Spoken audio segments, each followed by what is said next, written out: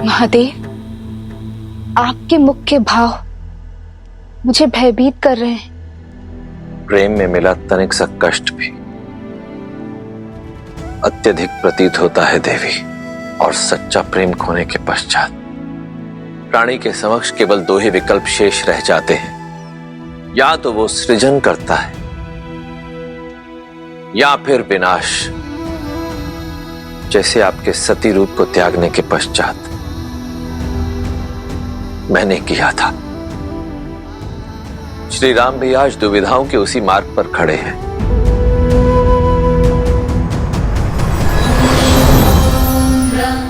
प्रणाम ब्रह्मदेव। प्रणाम माता। ब्रह्मदेव, देवी सीता के वियोग में श्री राम न जाने क्या करने वाले हैं। उनका ये दुख ये धरती नहीं झेल पाएगी। प्रभु कुछ कीजिए ब्रह्मदेव, कुछ कीजिए। आप मौन क्यों है स्वामी?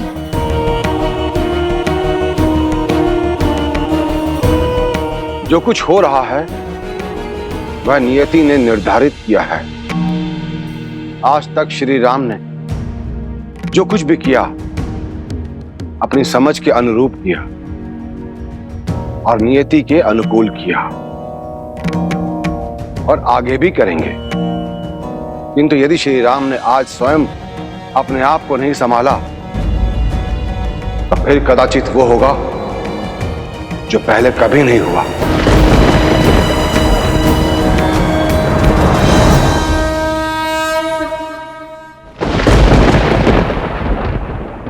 पुत्र राम कैसे माँ?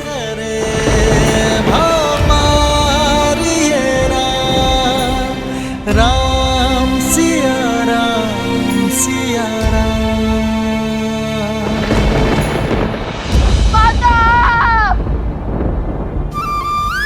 संभालो अपने आप को पुत्र। सीता अपनी इच्छा से गई है, अब वो कभी लौट कर नहीं आएगी, कभी नहीं आएगी वो। आपको वो पुष्प के आभूषण स्मरण है माँ, जो मैंने सीता के लिए बनाए थे? मैंने आपसे कहा था ना कि जब सीता आ जाएगी तो मैं उसे वो उपहार में दूंगा। मेरी सीता वो आभूषण अवश्य स्वीकारेगी।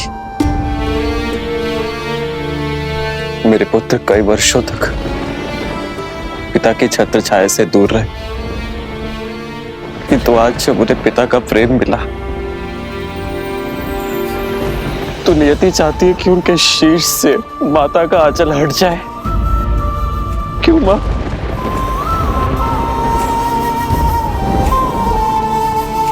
आज तो संसार ने सीता की परीक्षा देख ली।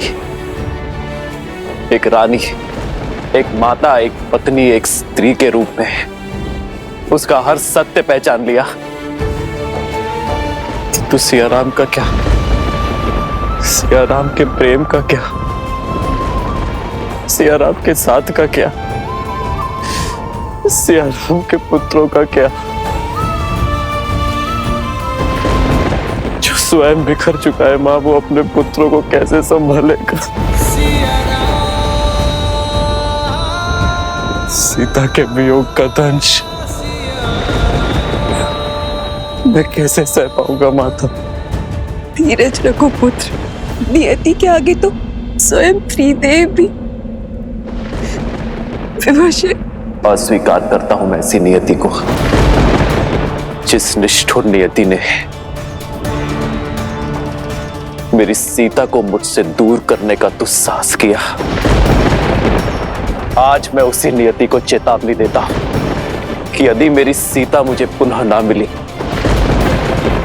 तो मैं दशरथ नंदन राम इस नियति के आने वाले सभी प्रयोजन को ध्वस्त कर दूंगा।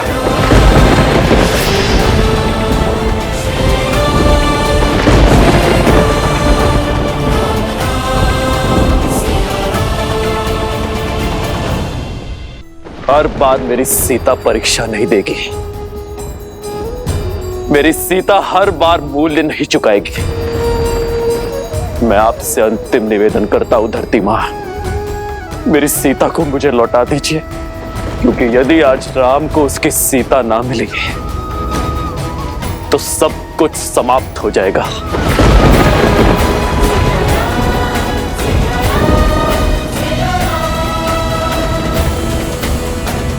ये धरती, ये आकाश, ये पाताल, ये त्रिलोक सब कुछ शून्य हो जाएगा।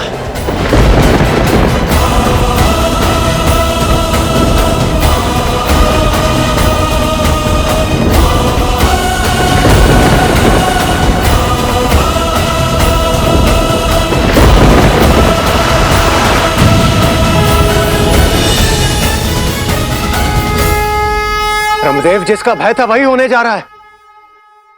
कुछ कीजिए ब्रह्मदेव, बचाइए इस संसार को। हाँ ब्रह्मदेव, अब आप ही कुछ कर सकते हैं।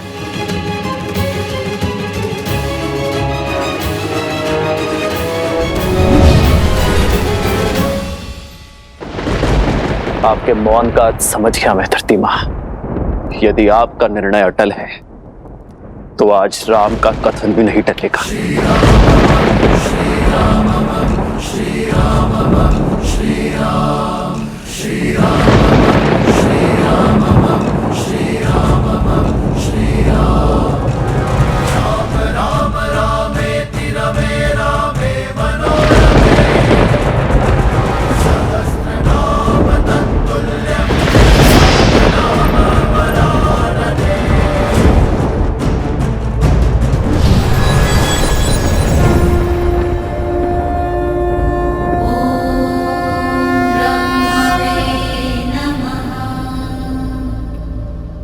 समय आ गया है महादेव। कैसा समय? मैंने कहा था देवी, मेरा अभी धरती पर जाकर इस प्रकरण में हस्तक्षेप करने का समय नहीं आया, परंतु शीघ्र ही आएगा। वही उचित समय आ गया है।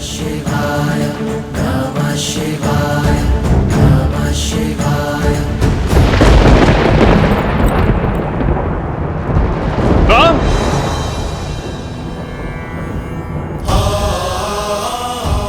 गुरु की आज्ञा की अवहेलना नहीं करना चाहता, इसलिए उचित यही होगा कि आप मुझे जाने से ना रोकें, क्योंकि आज स्वयं त्रिदेव ही क्यों ना आ जाए, राम सीता को पाए बिना नहीं रुकेगा।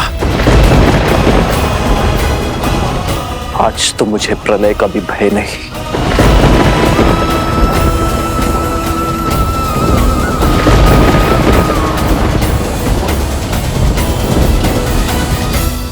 ब्रह्मदेव, प्रेम अग्नि ने प्रचंड अग्नि का रूप ले लिया है। आइए इस अग्नि का शमन करने चले।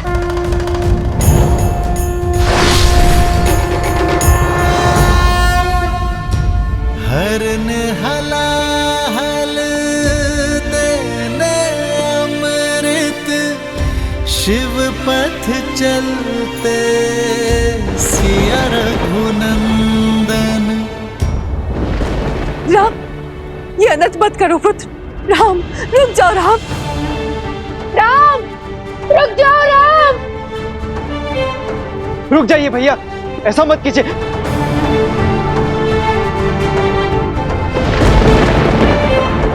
महाराज राम, संभालिए अपने आप को, रुक जाइए।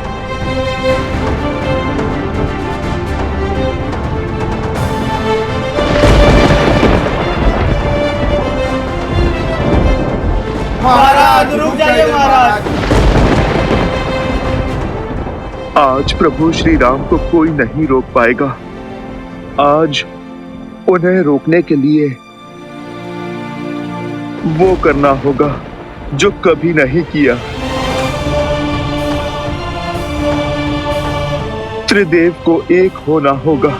नहीं मत राम। पिताश्री नहीं, नहीं पिताश्री।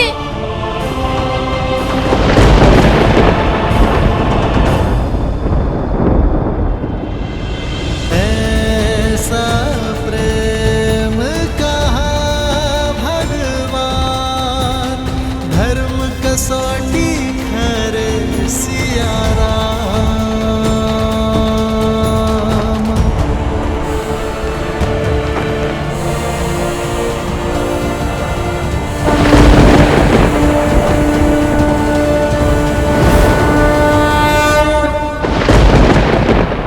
मैं दशरथ नंदन राम अपने जीवन के हर तप और त्याग का आवाहन कर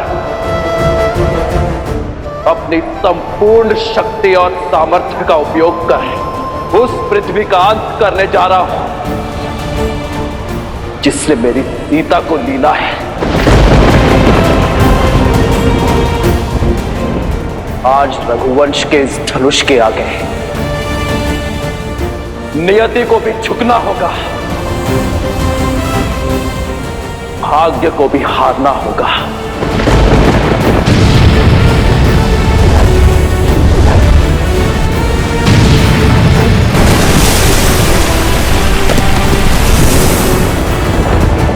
राम सिया राम सिया राम सिया राम सिया राम सिया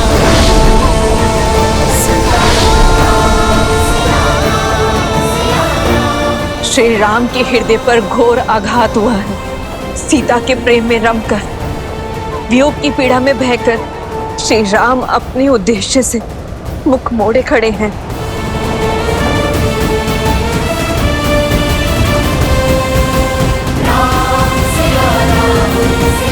सृष्टि संकट में है महादेव, रोकिए श्री राम को।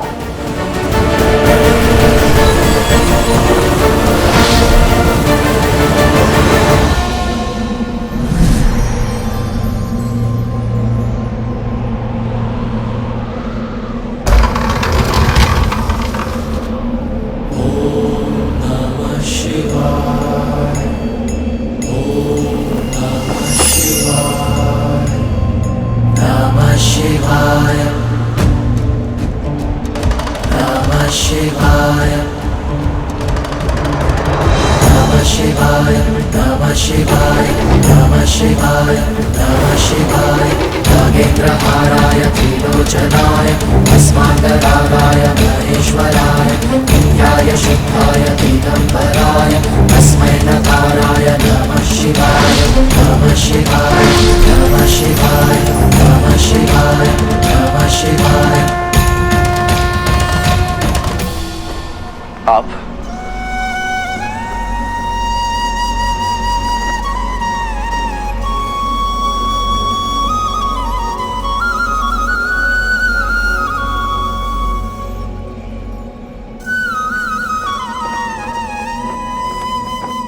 अंततः वो होने जा रहा है जो इस संसार ने आज के पूर्व कभी नहीं देखा। त्रिदेव पृथ्वी पर एक साथ, आज पृथ्वी धन्य हो गई। तो आज स्वयं नियति को बचाने, स्वयं भाग्य की रक्षा करने ब्रह्मदेव और महादेव आए हैं। नियति के निर्माता तो त्रिदेवों के अभिन्न अंग विष्णु है, परंतु आपको मिले दुख के कारण आप इस समय इतने व्यथित हैं कि स्वयं नियति के ही विरुद्ध जा रहे हैं। अन्यथा आप ही बताइए कि यह कैसे संभव है कि जो श्री राम सदा धर्म और कर्म के मध्य संतुलन स्थापित करते थे, जो नियति के हर लेख को सहर्ष स्वीकार करते थे, जो सदा कर्म के पथ पर चलते थे, जो अपने कर्म के बल से नियति को ही परिवर्तित कर देते थे, आज वो स्वयं ही नियति के विरुद्ध जा रहे हैं। आज वही श्री राम संसार का सबसे बड़ा संकट कैसे बन सकते हैं? ये राम काज नहीं है। श्री राम का कार्य तो सृजन करना है, जीवन लेना नहीं, जीवन देना है। जिसने सदा ही अपने मन कर्म वचन से धर्म की रक्षा की हो, वो ऐसा घोर अधर्म करेगा तो सृष्टि का संतुलन तो बिगड़ेगा ही। बस कीजिए, मुझे इतना महान मत बनाइए। जीवन भर इसी महानता का मूल्य चुकाता आया हूं मैं, किंतु जब तक ये महानता का मूल्य मुझ तक सीमित था, तब तक सब उचित था। किंतु आज मेरी महानता का मूल्य मेरी सीता को चुकाना पड़ा, उसे धरती में समाना पड़ा। तो आप ही बताइए ब्रह्मदेव, क्या मेरा टूटना उचित नहीं है? मुझ में अब और क्षमता नहीं है। मैं टूट चुका हूं। टूटे तो आप भी थे ना महादेव, जब शक्ति स्वरूपा देवी सती ने अपने प्राण त्यागे थे, तब आपने भी तो तांडव ही मचाया था। संपूर्ण सृष्टि में प्रलय लाई थी। महादेव, आप तो देवों के देव हैं। आपकी वेदना के समक्ष मेरी वेदना तुच्छ है। किंतु प्रेम या तो मनुष्य को बनाता है या मिटाता है, और हमारे प्रेम का मूल्य मेरी सीता को चुकाना पड़े। ये स्वीकार नहीं है मुझे महादेव।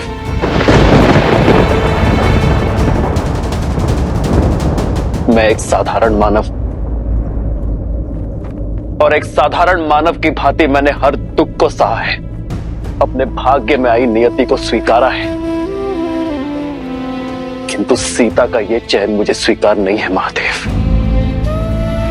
मेरी सीता ने संसार में नारी का सम्मान बढ़ाया है, लोक अपवाद के हर दंश का अंत किया, मेरे राजधर्म की लाज रखी उसने, इस संसार के सभी प्रश्नों का उत्तर दिया। किंतु नियति ने मेरे पुत्रों से उसकी माता छीन ली। संसार ने तो सब पा लिया,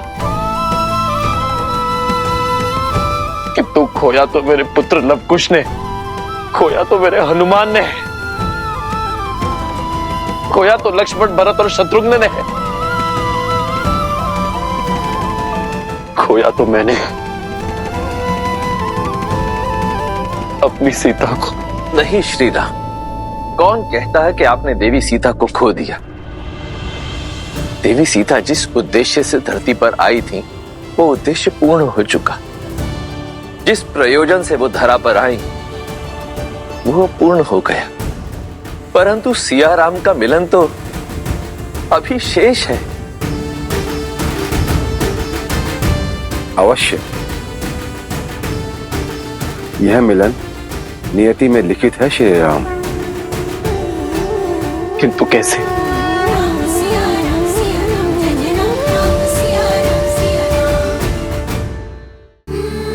अभी अभी तो मेरे नेत्रों के समक्ष मेरी सीता मुझे छोड़कर धरती में समा गई। ये कैसे संभव है? संभव है। धैर्य रखिए श्री राम, और अपने वास्तविक परिचय को पहचानने का प्रयास कीजिए।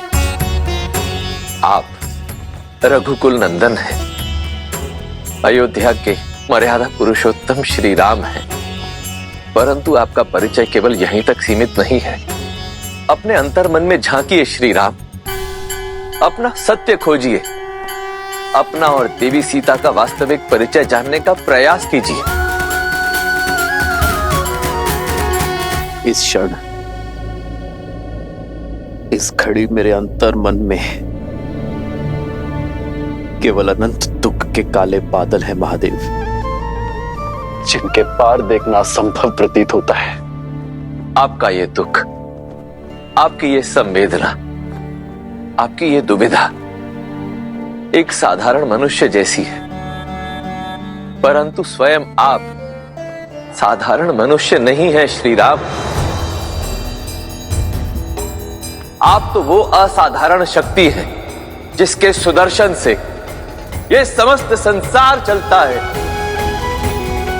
आप तो वो हाथ है जो इस संसार का पालन करते हैं। आप तो वो पग हैं जिन पर इस धरती का संतुलन टिका हुआ। अपनी आंखें मूंदिए श्री राम, और अपने अंतर मन में झांक कर इस दुख, इस अंधकार के उस पार देखने का प्रयास कीजिए। आपको हर प्रश्न का उत्तर स्वतः मिल जाएगा।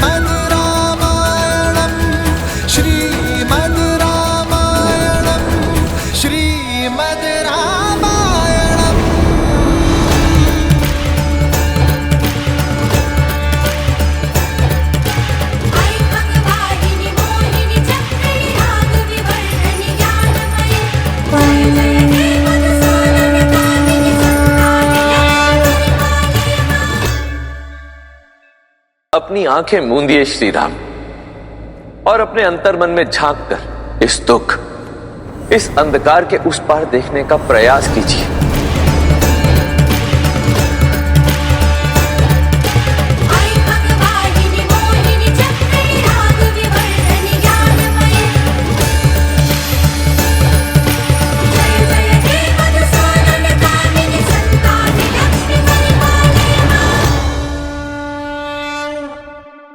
सीता, देवी लक्ष्मी। हाँ श्री राम, देवी सीता वैकुंठ में आपकी प्रतीक्षा कर रही हैं। अब आप मेरे नेत्रों में झांककर अपना परिचय खोजने का प्रयास कीजिए।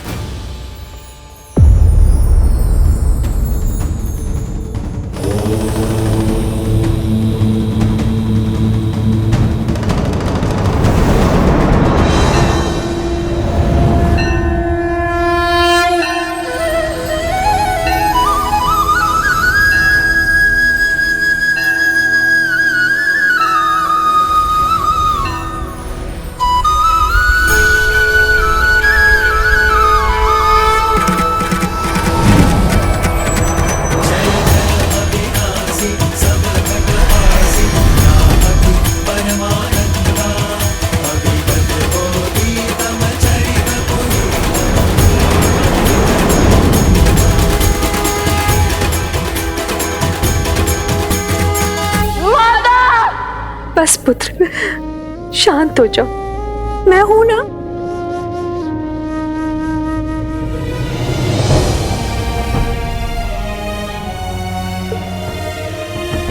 इस विलाप का अंत करो पुत्रों। देखो, दादी माँ है ना तुम्हारे पास?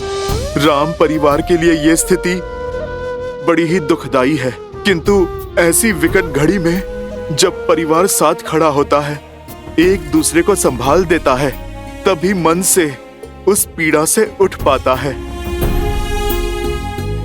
अब हम सबको मिलकर यही साहस प्रभु को भी देना होगा। यदि हम उनके सामने टूटे तो प्रभु तो बिखर ही जाएंगे। माता के जाने का दुख तो असहनीय है, किंतु स्मरण रहे, हमारे सिर से एक माता के स्नेह का आंचल उठा है। 3 माताओं की ममता अब भी हमारे साथ है। और यही क्यों, हम सब मिलकर संभालेंगे तुम्हें। तुम्हारा ये ज्येष्ठ भाई हनुमान संभालेगा तुम्हें। तुम्हारे चाचा श्री ये संपूर्ण परिवार संभालेगा तुम्हें। इसलिए तुम अपनी चिंताएं छोड़ो और प्रभु की सुध लो। उनके मन का संताप अग्नि का ताप बनकर संसार के ऊपर बरसने को है। देवी सीता वैकुंठ में आपके लिए प्रतीक्षारत है नारायण।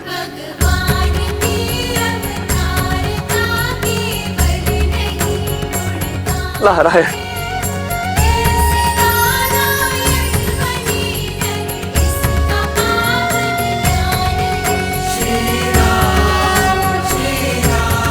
कितना सुंदर और अविस्मरणीय क्षण है ये। महादेव अपने परम मित्र नारायण से वर्षों पश्चात भेंट कर रहे हैं। धन्य है ये क्षण, और धन्य है हम सभी जो इस मधुर क्षण का साक्षी बनने का हमें सौभाग्य प्राप्त हुआ।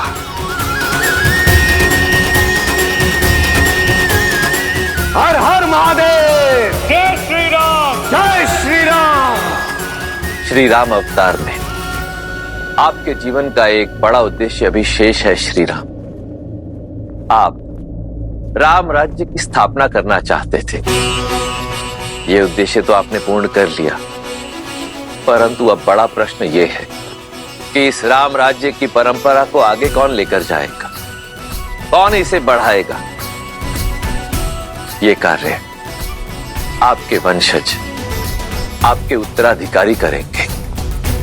और इसके लिए उन्हें आपके मार्गदर्शन की आवश्यकता होगी। आप अपनी पूर्ण निष्ठा और बल के साथ उन्हें इस उत्तरदायित्व के लिए सज्ज करेंगे श्री राम। जब तक आपका यह उद्देश्य पूर्ण नहीं हो जाता, तब तक आपकी अर्ध संगिनी वहीं वैकुंठ में आपकी बाट जोहेंगी। अब आपको अपने जीवन का अंतिम उद्देश्य, अंतिम सत्य ज्ञात हो गया है।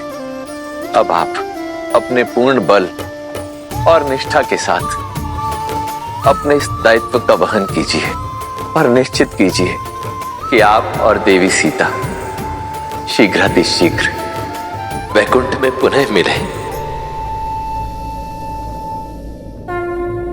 महादेव,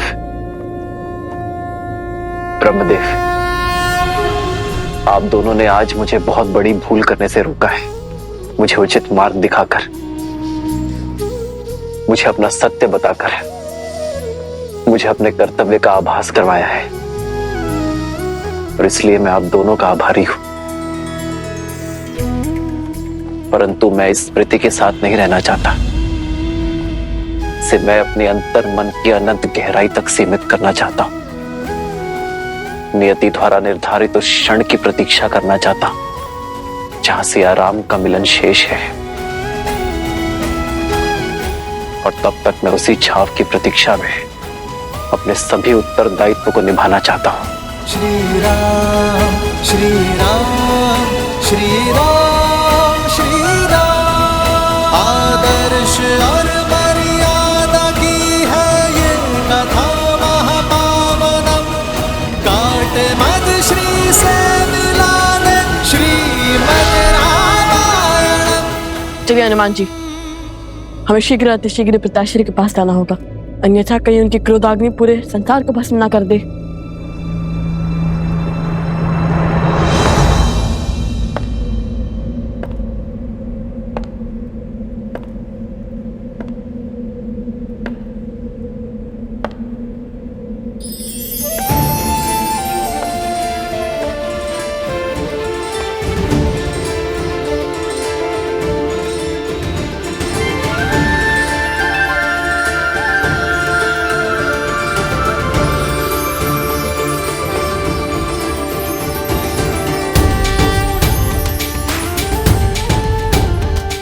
प्रभु, रामचंद्र कृपालु भजु मन हरण भव भय दारुणम।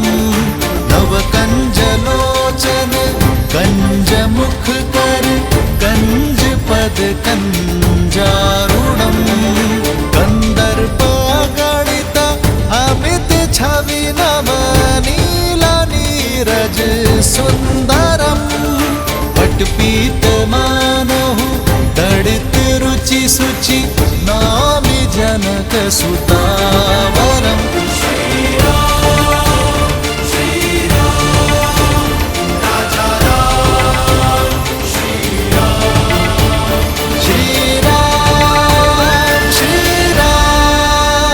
जय जय राम। श्री राम श्री राम श्री राम, राम राम सिया राम। आज इस सभा में जो भी हुआ वो नहीं होना चाहिए था। सीता को नहीं जाना चाहिए था, किंतु मुझे आशा है कि सीता का यह समर्पण संसार को शुभ फल देगा। इस संसार में जब जब सीता का समर्पण स्मरण किया जाएगा, तब तब इस पृथ्वी पर उपस्थित प्रत्येक नारी को शक्ति मिलेगी।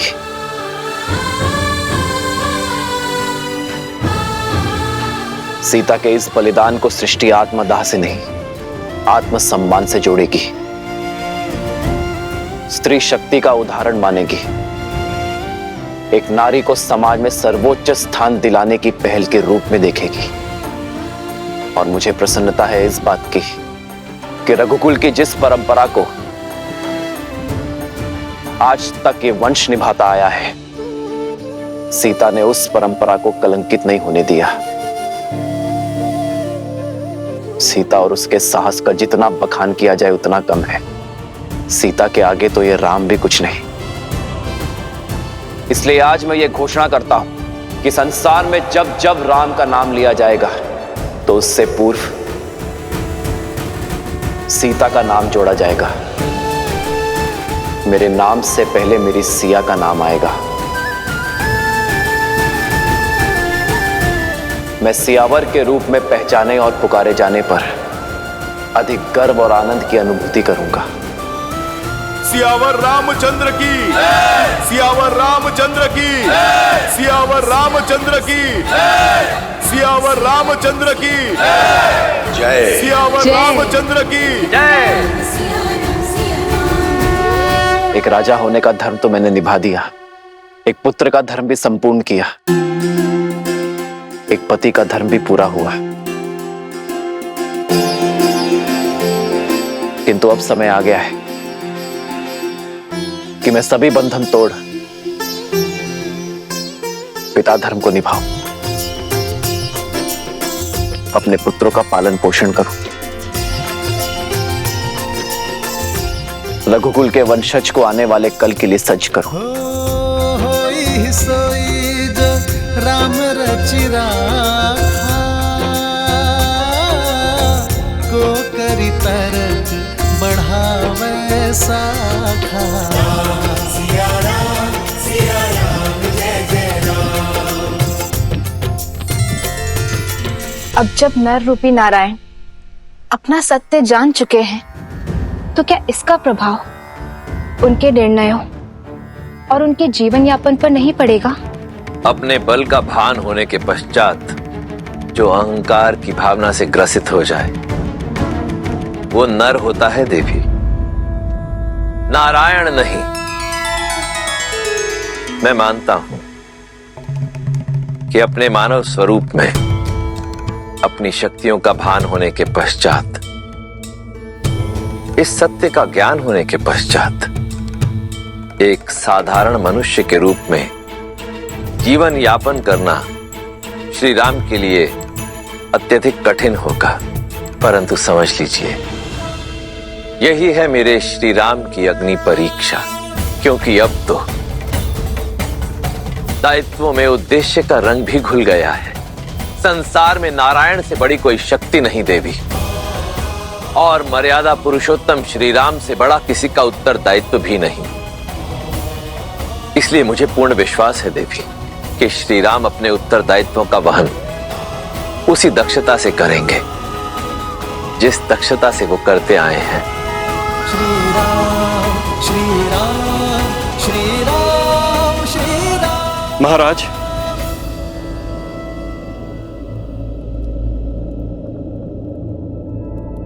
अब समय आ गया है कि हम अयोध्या में व्याप्त दुख को भूलकर सुख का संधान करें। अयोध्या का भविष्य आपके दोनों पुत्रों का स्वागत करे। स्वीकार समावेश यज्ञ द्वारा इन्हें स्वीकार करें, जिसके लिए शुक्ल पक्ष की पूर्णिमा उत्तम तिथि है।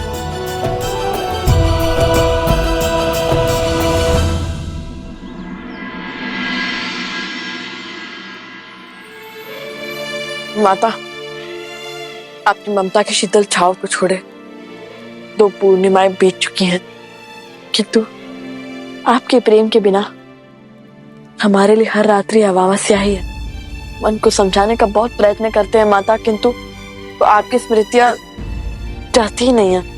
पिताश्री की ओर से हर सुख हर सुविधा पा रहे हैं हम, किंतु तृप्ति नहीं मिलती। माता का स्नेह और पिता का मार्गदर्शन जो हमें आपसे मिलता था वही पिताश्री दे रहे हैं हमें, परंतु आपकी ममता आपके अतिरिक्त और कौन दे सकता है? माता, आज आपके पुत्रों को उनका उचित स्थान मिलने को है। वो अयोध्या के राजकुमार बनने को है। हमारे समावेश यज्ञ के लिए पूरी अयोध्या उत्साहित है, किंतु आपके बिना हम ये यज्ञ कैसे कर सकते हैं? रघुकुल का अंग कैसे बन सकते हैं? मन नहीं करता हमारा आपके बिना इस सम्मान को स्वीकारे, किंतु संस्कार प्रेम के आड़े आ रहे हैं माता। वो संस्कार जो अपनी प्रसन्नता का मोह छोड़ संसार के सुख का ध्यान रखने की शिक्षा देते हैं, किंतु संसार की प्रसन्नता के लिए हम ये यज्ञ अवश्य पूर्ण करेंगे माता। माता, आपके पुत्र राजकुमार का वेश धारण करेंगे, किंतु मन से सदा ऋषि कुमार रहेंगे। वन देवी के संस्कारों से ओतप्रोत ऋषि कुमार। लवकुश, पिताश्री,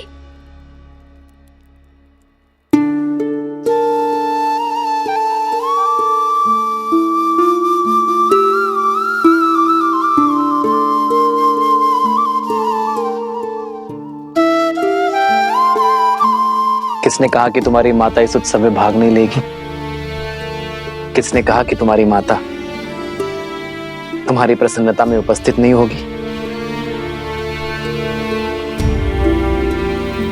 जब अश्वमेध यज्ञ पूर्ण करना आवश्यक हो गया था, तब स्वयं ब्रह्मदेव ने सीता की इस मूर्ति में प्राण डाले थे। ब्रह्मदेव की ही कृपा से सीता की इस मूर्ति ने मंत्रोच्चारण किए थे। जब ब्रह्मदेव अश्वमेध यज्ञ के लिए ऐसा कर सकते हैं, तो तुम्हारे इस समावेश यज्ञ से मुख कैसे मोड़ सकती है तुम्हारी माता? मन के नेत्रों से देखो पुत्र, तुम्हारी माता तुम्हें अवश्य दिखेगी।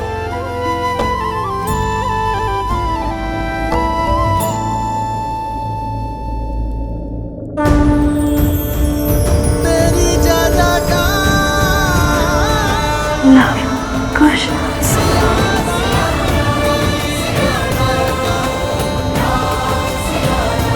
माता,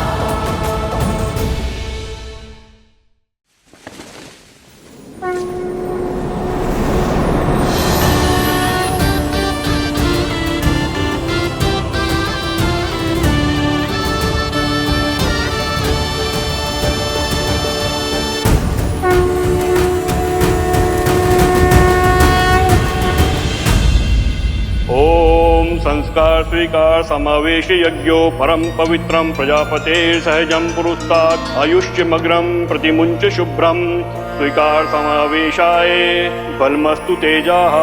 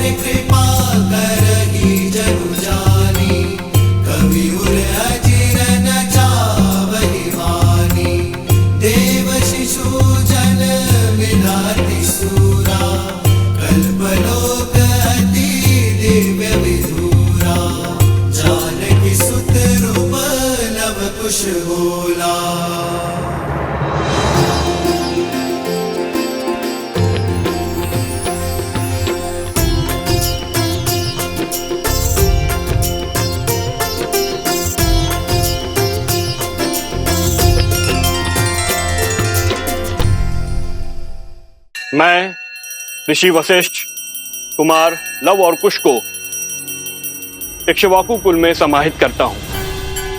आज से रघुवंश के वंशज ऋषि कुमार नहीं, राजकुमार लव और कुश के नाम से जाने जाएंगे।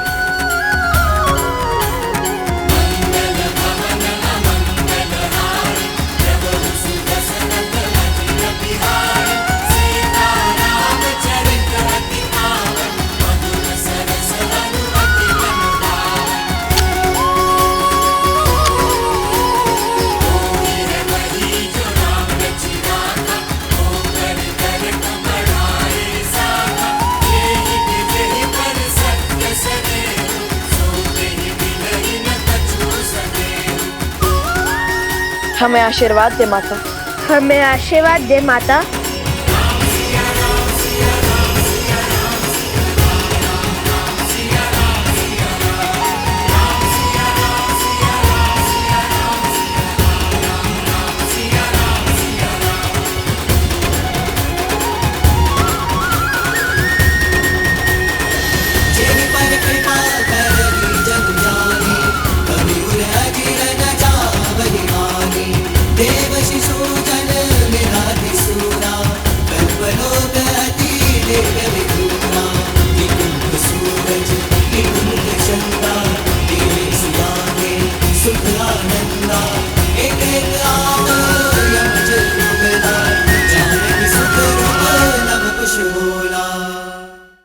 सीता तुमसे अत्यंत आनंदित है पुत्रो।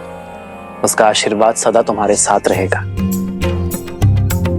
जेहि पर कृपा करहि जनु जानी, कवि उर अजिर न जावहि वानी। देव शिशु जन विधाति सूरा, जानकी सुत रूप लव कुश होला। अद्भुत लग रहे हैं आप दोनों भैया। अब तो अति आनंद आएगा। हम सब यहाँ महल में अत्यंत कोलाहल बचाएंगे। अब तो महोत्सव होना चाहिए। हाँ माता, अद्भुत आनंद आएगा। आप चलिए, हम सज्जा करते हैं। नहीं हनुमान, लवकुश, तुमने अपने गुरु से उचित शिक्षा पाई, अपनी माता से सर्वोच्च संस्कार पाए, किंतु रघुकुल की परंपरा को निभाने के लिए यह पर्याप्त नहीं है। तुम दोनों सभी भाइयों से ज्येष्ठ हो और इसी कारण तुम्हें स्वयं को इस प्रकार सज्ज करना है कि अपने भाइयों के साथ मिलकर तुम केवल अयोध्या ही नहीं बल्कि रघुकुल की परंपरा को और महान बना सको, इस कुल को और आगे लेकर जा सको। और यह शिक्षा तुम्हें मुझसे नहीं स्वयं से पाओगे, अपने कर्मों से, अपने प्रयासों से उसे सहेजोगे। और ये शिक्षा प्राप्त करने के 3 मार्ग हैं, जिसमें से एक तुम्हें चुनना होगा। पहला मार्ग है गुरुकुल, जहां गुरु के सानिध्य में तुम शिक्षा और संस्कार पाओगे। दूसरा है अयोध्या, यहां तुम अपनी शिक्षा पूर्ण करो, प्रशासन का अनुभव लो। सर्वप्रथम प्रजा को जानना, उनकी पीड़ा, उनकी समस्याओं को समझना आवश्यक है। और इसलिए तीसरा मार्ग है कि तुम सभी समस्त आर्यवर्त का भ्रमण कर अपने अपने अनुभवों से शिक्षा प्राप्त करो। हम गुरुकुल जाएंगे प्रभु। वहाँ गुरुओं से शिक्षा पाकर प्रजा की सहायता करने के योग्य बनेंगे। हाँ महाराज, गुरुकुल से हमें अपने कर्तव्यों को समझना और उन्हें पूर्ण निष्ठा से संपूर्ण करने का अवसर मिलेगा। अंगद, चंद्रकेतु, तुम्हारा निर्णय उचित है। मेरी कामना है कि तुम्हारा मार्ग सफल हो। यह यात्रा तुम्हारे जीवन की सबसे महत्वपूर्ण मोड़ सिद्ध होगी। और हम अयोध्या में रहेंगे महाराज, और आपके सानिध्य में प्रशासनिक शिक्षा लेंगे, जगत कल्याण करने का मार्ग सीखेंगे। उचित कहा, अयोध्या के आपके समीप रहे तो जीवन का हर गुण सीख जाएंगे हम। अति उत्तम सुताक्ष, तुम्हें और सुभाव को यह अनुमति है।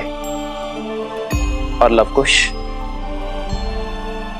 तुम दोनों का क्या चयन है? हम आर्यवर्त वर्ष का भ्रमण करेंगे। आर्यवर्त की भिन्न भिन्न भाषाएं, बोलियां, वस्त्र देखेंगे। प्रजा की बाधाएं, चिंताएं और देख विविधताएं समझते हुए हमने ये निर्णय लिया है। आज मैं स्वयं आर्यव्रत को अपने भ्रमण से जाना था, इसलिए हम भी आपका अनुसरण करेंगे। और यात्रा तो शिक्षा और अनुभव पाने का एक सबसे उत्तम मार्ग है। साधु लवकुश, तो ये निश्चित रहा, तुम दोनों कल ही आर्यवर्त के भ्रमण पर निकलोगे और समस्त आर्यवर्त की परिक्रमा करके ही अयोध्या लौटोगे। पर पुत्र, अभी अभी तो लवकुश का समावेशन पूर्ण हुआ है। अभी अभी तो क्षमा चाहता हूँ माता, किंतु अयोध्या के पास इतना समय नहीं है। हाँ, किंतु राम पिताश्री उचित कह रहे। हमें शीघ्र ही कार्यभार संभालना चाहिए। बुद्धि और संस्कार के धनी है मेरे सीता के पुत्र।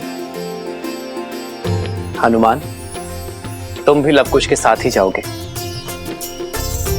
ये यात्रा बहुत बड़ी है और उन्हें प्रभु, यहाँ आपकी सेवा। उसकी चिंता मत करो हनुमान। हनुमान राम से दूर कहाँ, जब भी आवश्यकता होगी मैं तुम्हें पुकार लूंगा। भरत जी भैया। तुम सभी बालकों के साथ कैकेयी की ओर प्रस्थान करो। माता कैकेयी को मेरा प्रणाम देना और मार्ग में मधुरापुरी से शत्रुघ्न की कुशल क्षेम लेते हुए ही आगे बढ़ना। भैया स्वयं से सभी को दूर क्यों कर रहे हैं?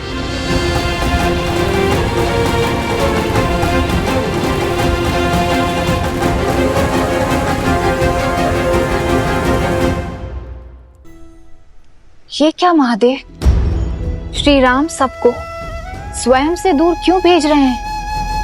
हनुमान, शत्रुघ्न, भरत सबको अयोध्या से बाहर जाने का आदेश क्यों दे रहे हैं? मेरे शब्दों को स्मरण कीजिए देवी। श्री राम को उस सत्य का ज्ञान हो चुका है जिसके विषय में अन्य कोई नहीं जानता। उनके उत्तरदायित्व बहुत अधिक बढ़ चुके हैं। उन्होंने सबको अयोध्या से जाने का आदेश क्यों दिया है, इसका कारण भी आपको शीघ्र ही ज्ञात हो जाएगा।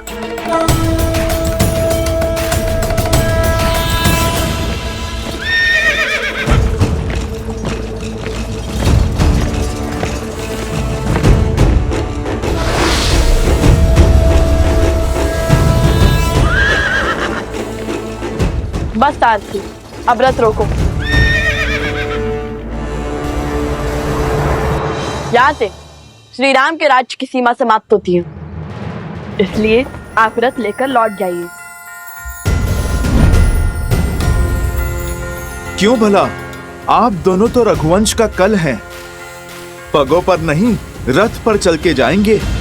आप आगे प्रस्थान कीजिए हनुमान जी, हम आते हैं।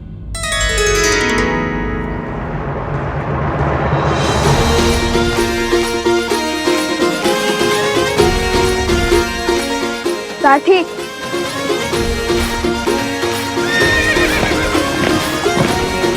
क्या सोच रहे हैं आप दोनों?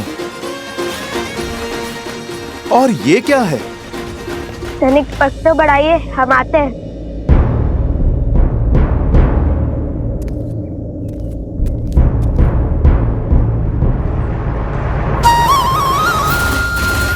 जाके राम की मर्यादा सीता का बलिदान करने हे राम गुणगान आए हैं। चलते रहिए हनुमान जी, ऐसे क्या देख रहे हैं?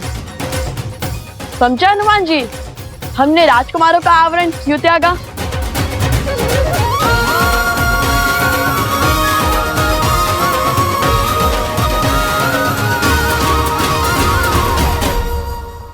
बताइए ना, आप तो बड़े हैं, उस छोटे भाइयों की हर बुद्धिमानी और अटखेली समझते हैं। अवश्य, यदि आप सबको अपना सत्य बताएंगे तो कभी भी आप जनता का वास्तविक सत्य समझ नहीं पाएंगे। आर्यवर्त वर्ष की विविधताएं और दुविधाएं समझने के लिए आपको दो सामान्य ऋषि कुमार बनकर ही सभी से मिलना होगा। जब ऋषि कुमार संसार से मिलेंगे तो फिर सभी का व्यवहार भी सामान्य ही होगा। आपके ज्ञान में वृद्धि होगी। 60%। साधु संत के तुम रखवारे, असुर निकंदन राम दुलारे। जय जय जय हनुमान गोसाई, कृपा करहु गुरुदेव की नाई।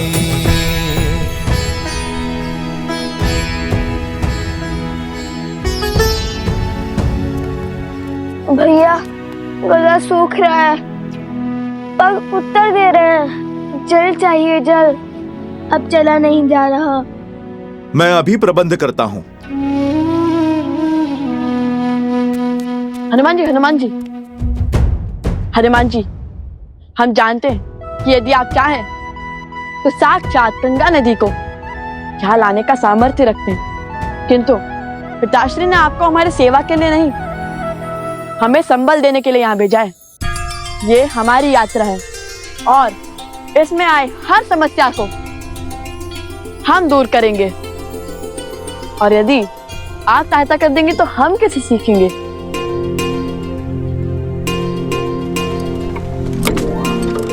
भैया, बैलगाड़ी।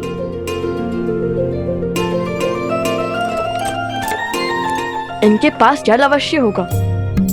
चलो कुश।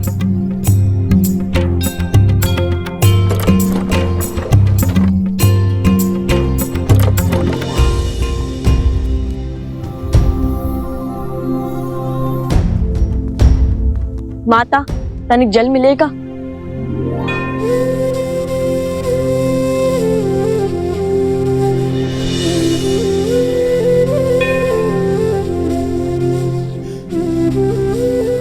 धन्यवाद।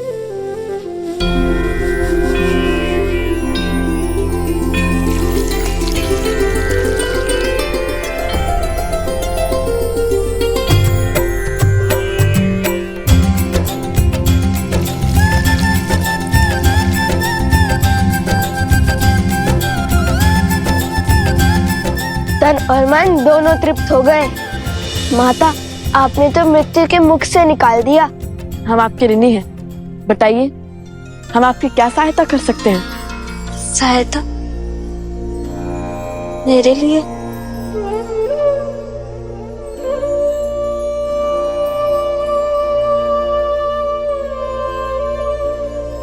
माना कि हम साधारण ऋषि कुमार हैं, किंतु अपने वचन के पक्के हैं। जब भी आप पर समस्या आएगी, हमें अपने साथ खड़ा पाएंगी। ये हमारा वचन है आपके, हम अपना वचन अवश्य निभाएंगे।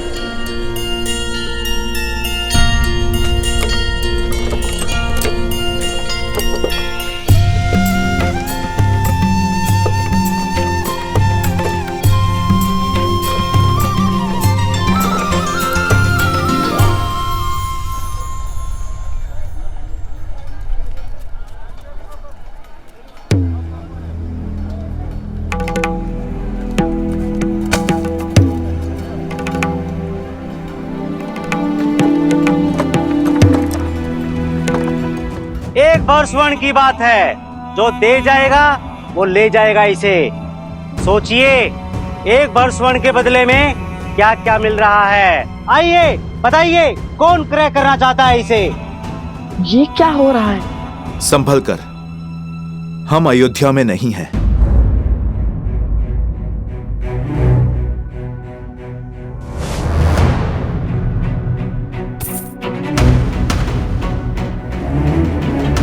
इतनी दुर्बल और क्षीण कार कुछ कार्य भी कर पाएगी या नहीं? अरे ये सब चाल है इसकी, ताकि इसे कोई क्रय न कर सके और इसे काम ना करना पड़े। देखिए कितनी कृषकाएं है, किंतु है बड़ी बलवान।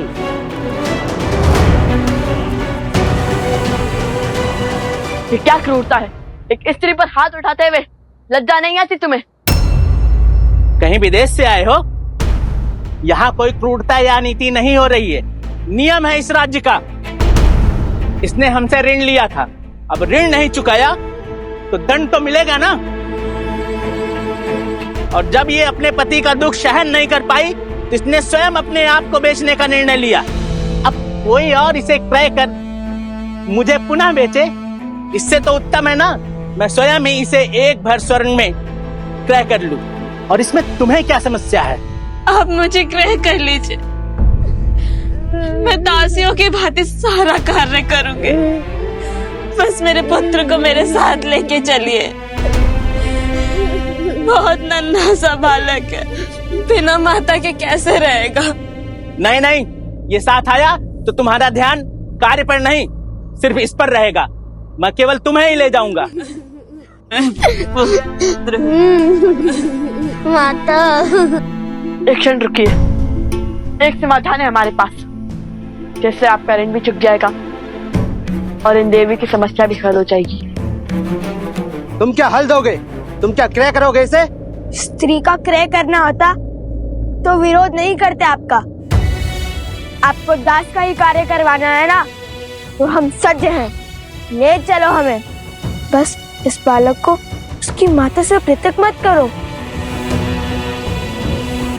हाँ, हम बनेंगे तुम्हारे दास।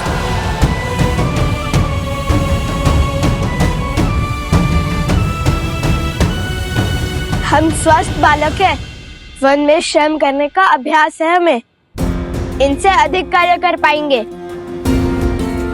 इन्होंने तो हमें जल पिलाया था जब हमें अत्यंत आवश्यकता थी। हमने इन्हें वचन दिया था कि हम इनका ऋण चुकाएंगे, और अब हमें वो अवसर मिला है तो हम उसे जाने नहीं दे सकते। अयोध्या के राजकुमार एक वचन के लिए किसी के दास? ऋषि कुमारों का कार्य है भिक्षा मांगना है, किसी की दास्ता स्वीकारना नहीं। कदाचित आप वचन का महत्व नहीं जानते भद्र। आर्यवर्त के सबसे बलशाली और प्रसिद्ध राज्य कौशल के राजा हरिश्चंद्र ने भी अपना वचन निभाने के लिए स्वयं को बेच दिया था। दास्ता स्वीकारी थी उन्होंने भी। हम उनके ही अनुयायी हैं। हाँ, जय राजा हरिश्चंद्र। राजा हरिश्चंद्र की, राजा हरिश्चंद्र की, राजा हरिश्चंद्र की, राजा हरिश्चंद्र की।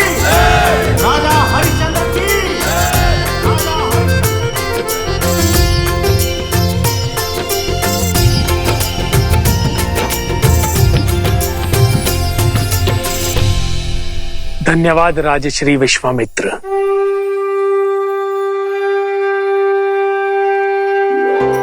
आपने आज राजसूय यज्ञ करवा के अयोध्या पर बहुत बड़ा उपकार किया है। मैं ये ऋण चुकाने में तो असमर्थ हूं, किंतु दक्षिणा में जो आपकी आज्ञा होगी उतना देने का वचन देता हूं। राजा हरिश्चंद्र, इस राजसूय यज्ञ के बदले मैं आपसे आपका सब कुछ मांगता हूं।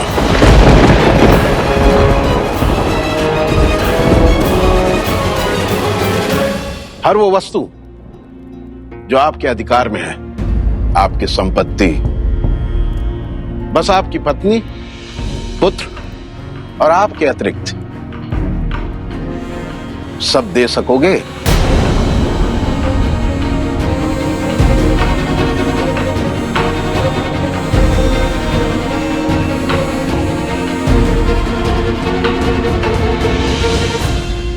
सूर्यवंश की संतान अपने वचन से फिर नहीं सकती ऋषिवर। मैं हरिश्चंद्र सूर्य के तेज को साक्षी मानकर अपनी पत्नी शैव्या और पुत्र रोहिताश्व के अतिरिक्त अपनी संपूर्ण संपत्ति, राज्य, अधिकार इसी क्षण आपको सौंपता हूं।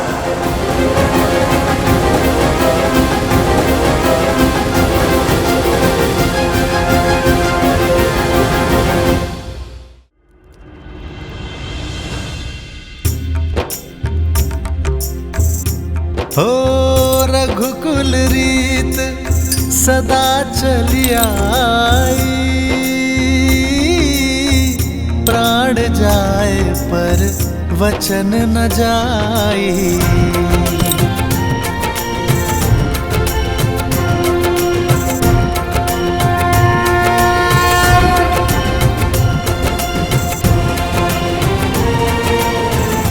राजा हरिश्चंद्र का सब कुछ लेने के बाद भी ऋषिवर ने उनसे कुछ और मांगा।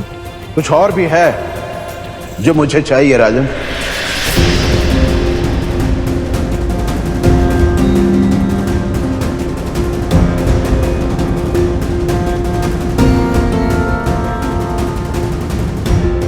रिक्त हो गया हूं ऋषिवर, अब राजा भी नहीं रहा। कुछ नहीं है मेरे पास, किंतु वचन से बद्ध हूं। कहिए क्या इच्छा है आपकी ऋषिवर? यदि वश में हुआ तो पीछे नहीं हटूंगा। मुझे अपने दंड के भार की स्वर्ण मुद्राएं और चाहिए राजन।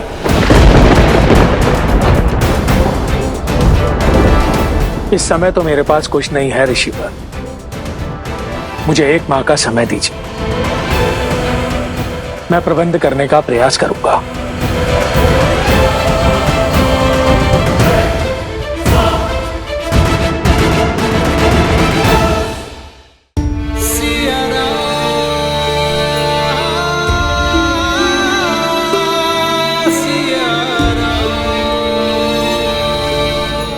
लवकुश की ये यात्रा केवल अनुभव और शिक्षा अर्जित करने तक सीमित नहीं है सीते, ये उनके दिग्विजय का शंखनाद है।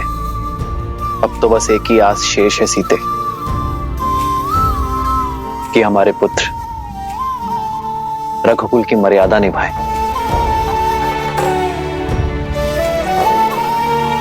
हमारे पूर्वजों की परंपरा का अनुसरण कर पाए, बीते हुए कल का सम्मान कर आने वाले कल की दृढ़ नींव रख पाए।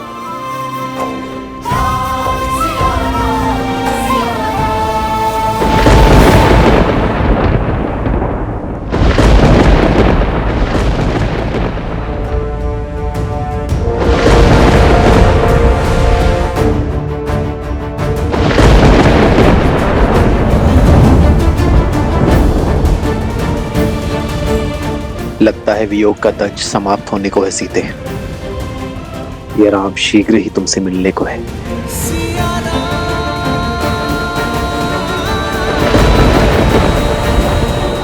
अब तो शीघ्र ही लवकुश लौट आए बस।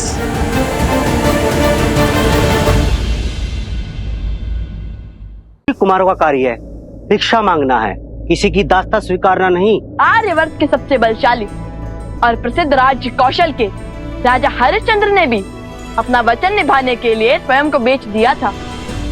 हम उनके ही अनुयायी हैं।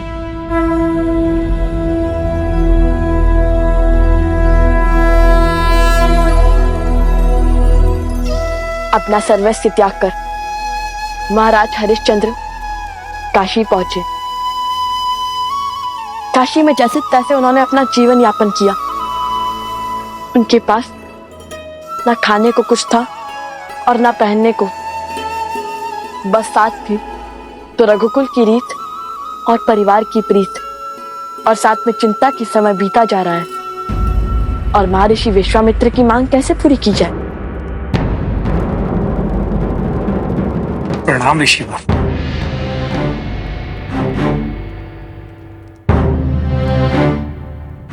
इस सूर्यास्त के साथ माह समाप्त हो जाएगा राजन। मेरा दान अभी शेष है। स्वामी, यदि मुझे बेचकर आपका वचन पूर्ण हो सके तो मैं सज्ज हूँ। नहीं, तुम्हारा लालन पालन पति होने के नाते मेरा कर्तव्य है। और पति के संकट में साथ पीड़ा उठाना और पति के वचन को बनाए रखना पत्नी का कर्तव्य है।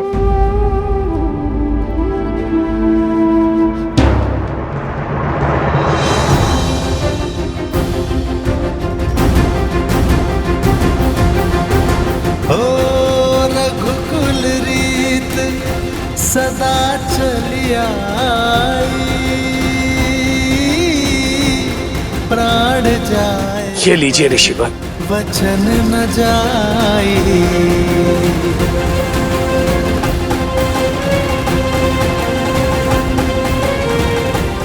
ऋण अभी शेष है। अपने वचन की रक्षा करने को राजा हरिश्चंद्र ने ऐसा दुखदाई कार्य भी किया। हम तो केवल उनके पच्चे नाव पर चल रहे हैं। प्राण जाए पर वचन ना जाए।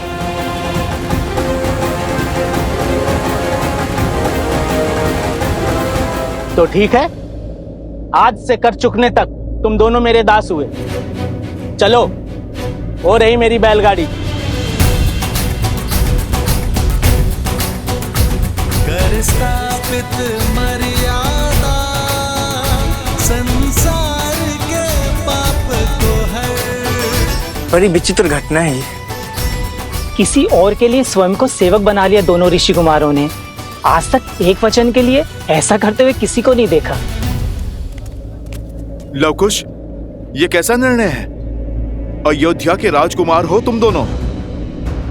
तुम दोनों को रघुकुल को आगे बढ़ाना है। यदि तुम दोनों दास बनकर चले गए तो फिर प्रभु का क्या होगा? माता कौशल्या, सुमित्रा और तुम्हारे छोटे भाई, उनका तो स्मरण करो। रघुकुल रीत सदा चली आई, प्राण जाए पर वचन न जाए। रघुकुल की रीत ही तो पूर्वजों की सीख है हनुमान जी। क्या आपको लगता है कि पिताश्री ये बात जानकर संतुष्ट होंगे कि हमने अपना वचन तोड़ दिया?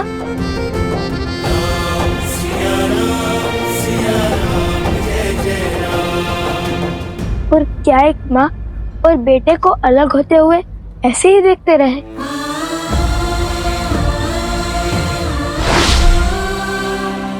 संतान के लिए माता के बिना जीने से बड़ा और कोई दुख हो सकता है हनुमान जी?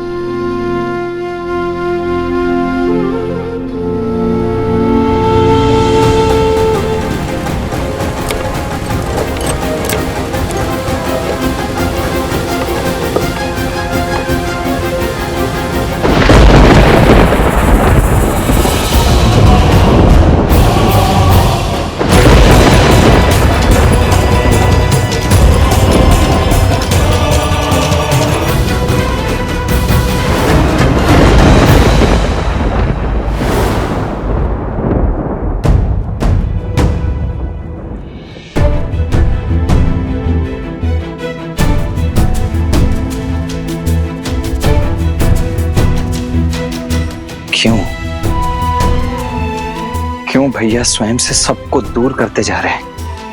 पहले ऋषि कुमारों को स्वयं से दूर भेज दिया, फिर अब भरत भैया को भी शत्रुघ्न के पास भेज दिया है। मंशा क्या है भैया की?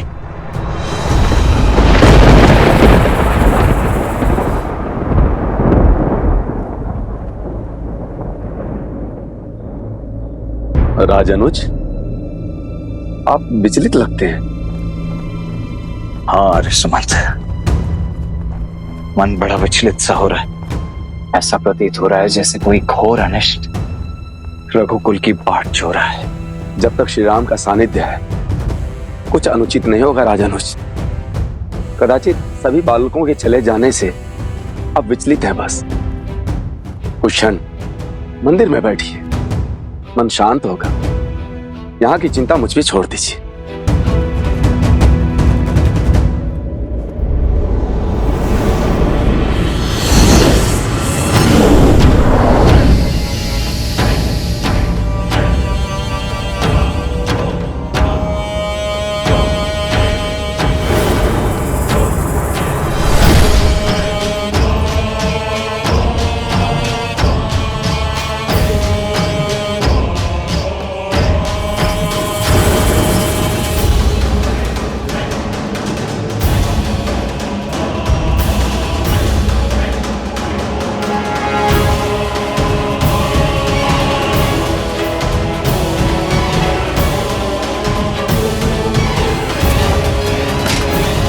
रुकिए, अपने यहाँ आने का प्रयोजन बताइए ऋषिवर। इतना पर्याप्त नहीं कि एक बैरागी श्री राम से मिलना चाहता है, उनसे शीघ्र मिलना आवश्यक है। अवश्य ऋषिवर, किंतु आज महाराज का सभी साधु सन्यासियों से एकांत में मिलने का, उनके दुख सुख समझने का दिन है। ये सभी आपसे पूर्व श्री राम से भेंट की बाट जोह रहे हैं। क्षमा करें, इनकी प्रतीक्षा से मुख मोड़ के इनसे पूर्व आपको आगे जाने देना उचित नहीं होगा।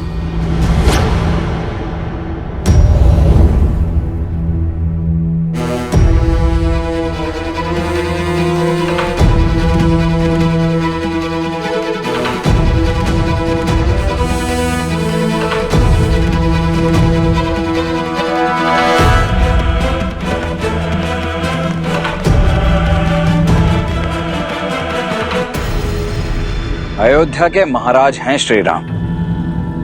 बिना अग्रिम सूचना के तो काल को भी उनसे भेंट करने का अधिकार नहीं है। फिर आप कौन हैं? यदि मुझे परिचय की आवश्यकता है तो लीजिए, श्री राम को दे दीजिए। अभिमा, ये मुद्रिका देख, वह स्वयं ही मुझे बुला लेंगे। ये मुद्रिका आपके पास आई कहां से? है कौन आप? कृपा करके शीघ्र मेरी श्री राम से भेंट करा दीजिए। आपको सभी प्रश्नों के उत्तर मिल जाएंगे।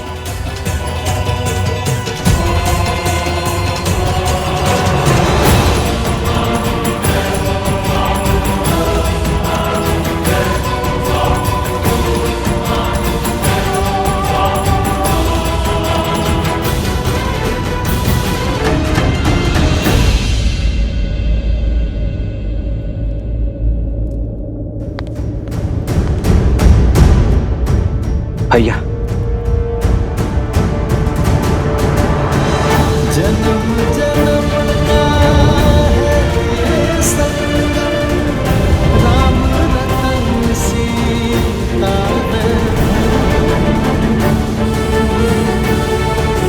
बाहर एक सन्यासी आए हैं, ये मुद्रिका लेकर।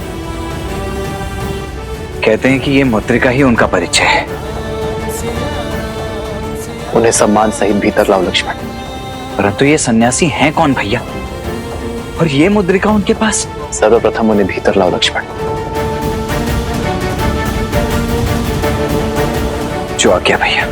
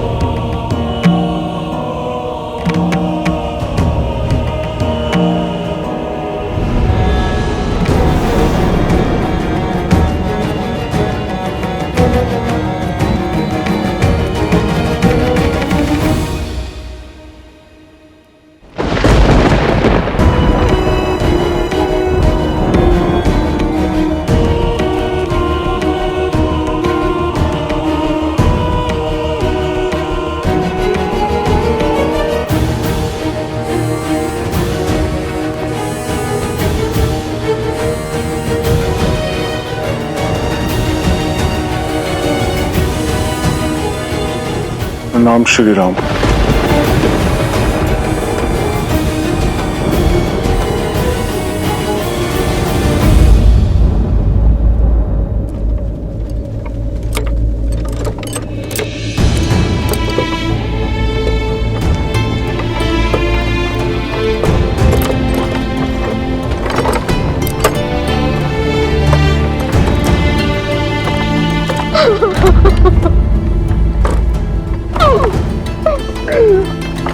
प्रभु रुकिए रुकिए रुकिए प्रभु रुकिए।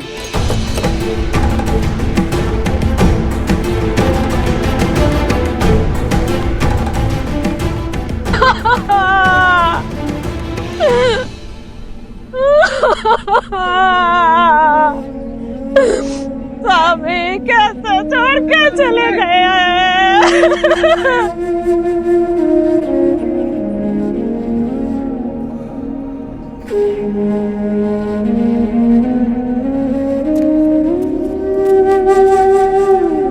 ये माता इतनी पीड़ा में है, विलाप कर रही है, अपने पति को भी खो चुकी है, फिर भी इनकी सहायता के लिए कोई आगे क्यों नहीं आ रहा है? क्योंकि सबको अपने प्राण प्रिय हैं। इनके पति को स्पर्शजन रोग था, कल से यहाँ बैठी हैं, किंतु कोई आया नहीं इनके अंतिम संस्कार के लिए। पर रोगी की तो सहायता करनी चाहिए ना। ये रोग से ग्रस्त था, बाकी सब भय से। भय कहीं संक्रामक रोग उन्हें ना हो जाए।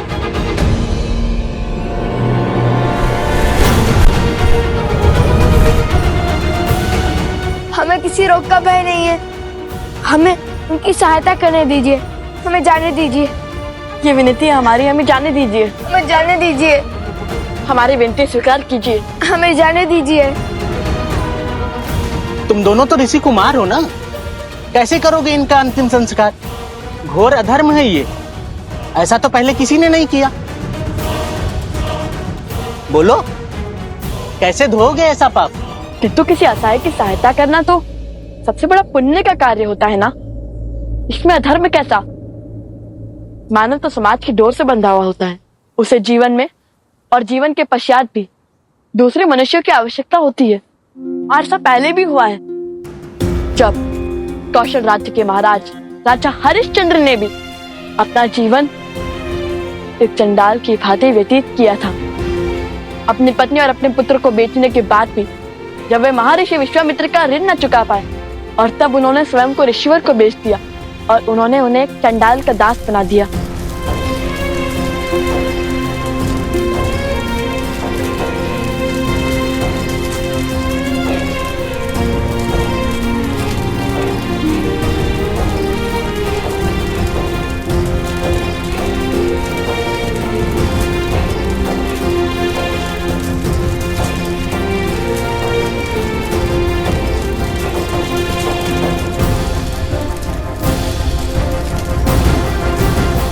तुम्हारा कार्य यहाँ लाए गए सभी शरीर से दाह संस्कार शुल्क लेना है। ध्यान रहे, जो भी हो यहाँ बिना कर दिए किसी को भी चिता जलाने की अनुमति नहीं है, समझ गए?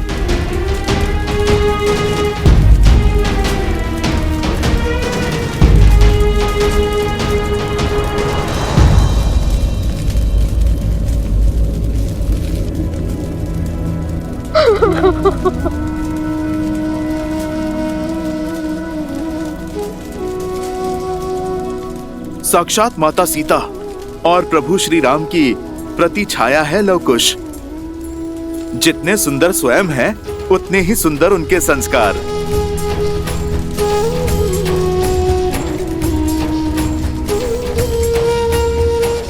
आयुष्मान भव।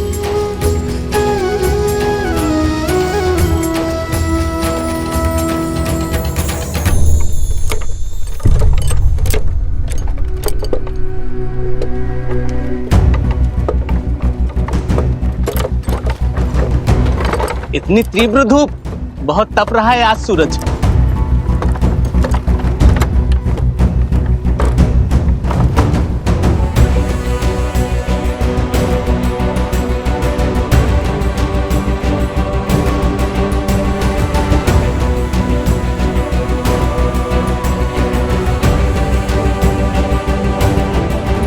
उतरो और ये सभी वस्तुएं नीचे उतारो। और हाँ, ध्यान देना कोई भी चीज टूटनी ना पाए। लव कुश का काम तोड़ना नहीं जोड़ना है।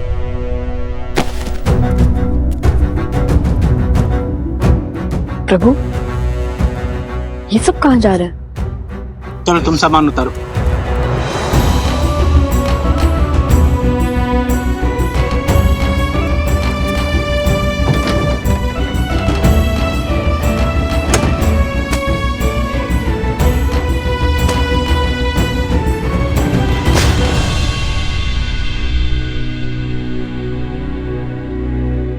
लीजिए, हो गया आपका कार्य पूर्ण।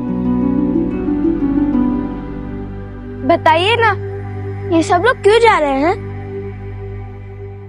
मलेच्छों का भय का दृश्य है ये। सबको अपनी पूर्वजों की भूमि को छोड़कर जाना पड़ रहा है। वर्षों पुरानी कथा है।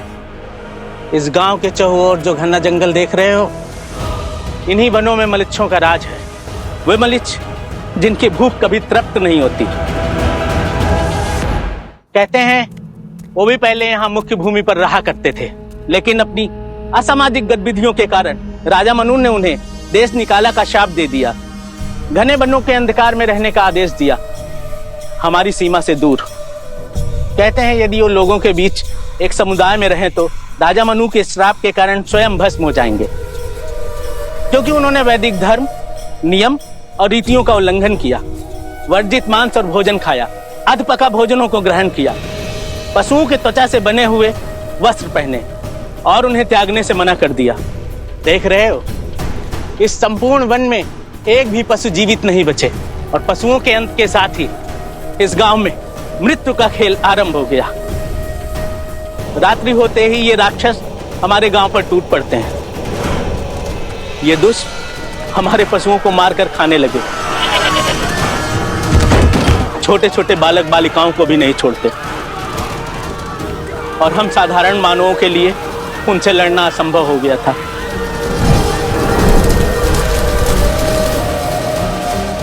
हम सब ने अपनी अपनी सुरक्षा का भार उठा लिया और वो हम पे आक्रमण ना करें, इसलिए सप्ताह में एक बार उन्हें भेंट भेजना प्रारंभ कर दिया।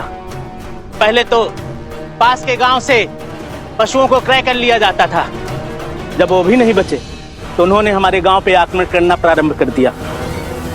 लगता है शीघ्र ही हमें भी अपनी पूर्वजों की भूमि को त्यागना पड़ेगा। श्री राम, मैं चाहता हूं कि हमारी ये भेंट संसार के लिए गोपनीय रहे, इसे तीनों लोक में कोई ना सुन पाए। लक्ष्मण जी भैया, हम दोनों एक महत्वपूर्ण चर्चा में हैं। जब तक ये समाप्त ना हो, जब तक मैं आज्ञा ना दूं, तब तक कोई इस कक्ष के भीतर नहीं आएगा। और यदि आया तो नियमानुसार महाराज राम उसे जो भी दंड देंगे उसके लिए वही निर्धारित होगा। जो इस आज्ञा का उल्लंघन करेगा, मैं उसे मृत्यु दंड दूंगा।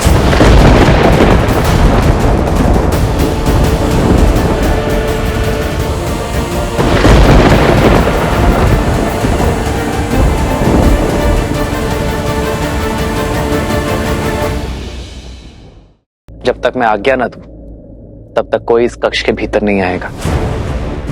और यदि आया तो नियमानुसार महाराज राम उसे जो भी दंड देंगे उसके लिए वही निर्धारित होगा। जो इस आज्ञा का उल्लंघन करेगा, मैं उसे मृत्यु दंड दूंगा।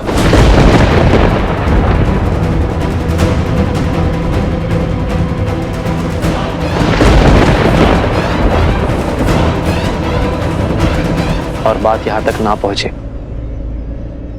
यह सुनिश्चित करना तुम्हारा कर्तव्य है लक्ष्मण। इसलिए इस कक्ष के बाहर, इस द्वार के उस ओर तुम पहरा दोगे और किसी को भीतर आकर बाधा बनने की अनुमति नहीं दोगे। जो आज्ञा भैया।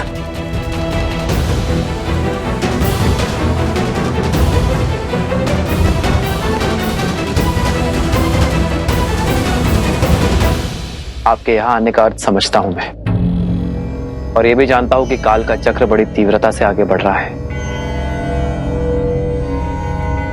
मेरा अभिवादन स्वीकार कीजिए काल पुरुष।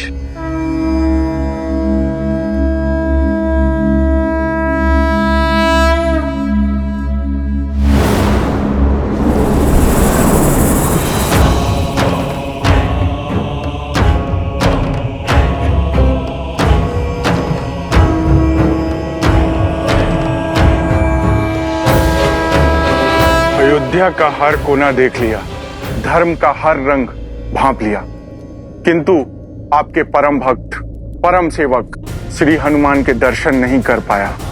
कहाँ है राम भक्त हनुमान? आओ, इस ओर मेरा निवास है।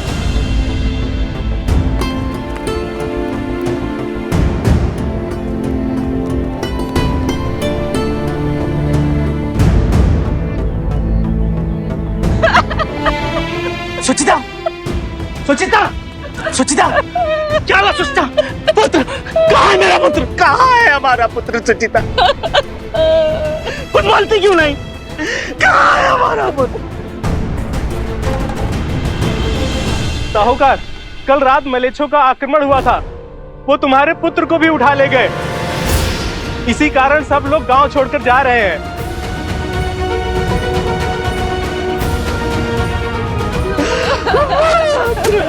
प्रभु,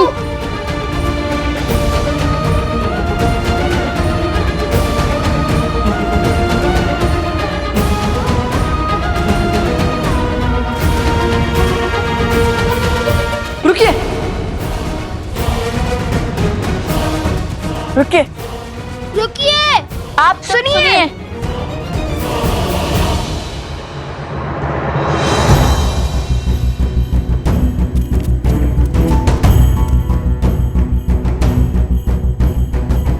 आप सब अपने पूर्वजों की भूमि को केवल इसलिए छोड़कर जा रहे हैं ना क्योंकि आप उन मलेच्छों के आतंक से व्यथित हैं?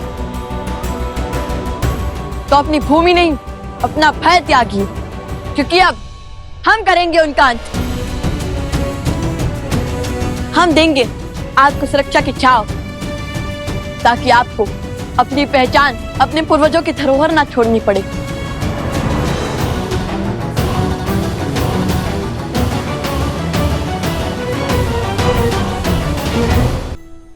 क्या तुम तो एक साधारण ऋषि कुमार हो? तुम हमें उन सर्वशक्तिशाली मलेच्छों से मुक्त कैसे करा सकते हो? जानते हैं, इसलिए केवल हम नहीं, आप सब करेंगे उनसे युद्ध। ये अधिकारों का द्वंद है और इसमें भाग तो लेना ही होगा। चलिए, एक साथ उनसे लड़कर अधर्म के क्षेत्र में धर्म की ध्वजा लहराते हैं। हम सब तुम्हारी बातों में आकर अपनी प्राण दांव पर लगा दें। चल दे तुम्हारे पीछे उन बलशाली मलेच्छों से लड़ने के लिए।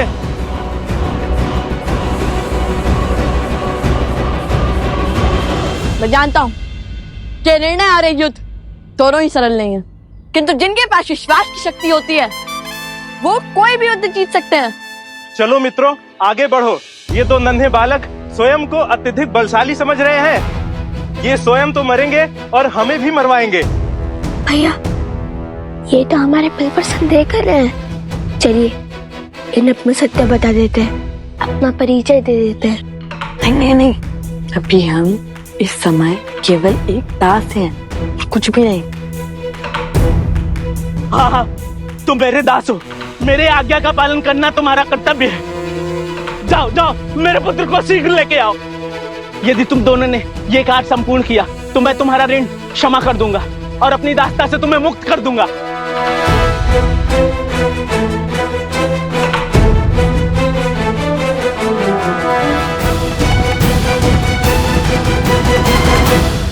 जिस कार्य को आप सब असंभव समझ रहे हैं वो संभव है। हमें एकजुट होकर हमारी एकता की शक्ति को जागृत करना होगा और अधर्मी और अवैधिक शक्ति को मिटाना होगा। मैं जानता हूँ कि आपका मन भय से ग्रसित है, किंतु यदि आज आपने अपने अधिकारियों के लिए ध्वनि नहीं उठाई तो पूरा जीवन आपको सिर झुकाकर जीना होगा। अपने घर, अपनी भूमि, अपने पूर्वजों की धरोहर से भिन्न रहकर जीना होगा। अब जब आपने हमें अपने पुत्र को बचाने के बाद मुक्त करने का वचन दे ही दिया है, जान लीजिए कि हम कौन हैं। कदाचित तब आप हमारा साथ देने के लिए सज्ज हो जाए, भय के स्थान पर विश्वास जगा पाए।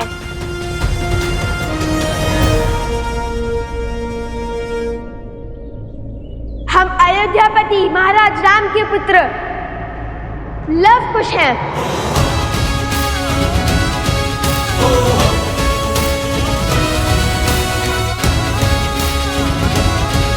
बताइए, अब तो चलेंगे ना आप हमारे साथ? क्या आप भी कोई संदेश शेष है? चलिए ना, उन अधर्मी राक्षसों को वैदिक धर्म सिखाएं। आज्ञा दे स्वामी। तुम कहो और हम मान ले। भला अयोध्या के राजकुमार ऐसे होते हैं? इतने दुख में रहते हैं, किसी के दास बनते हैं?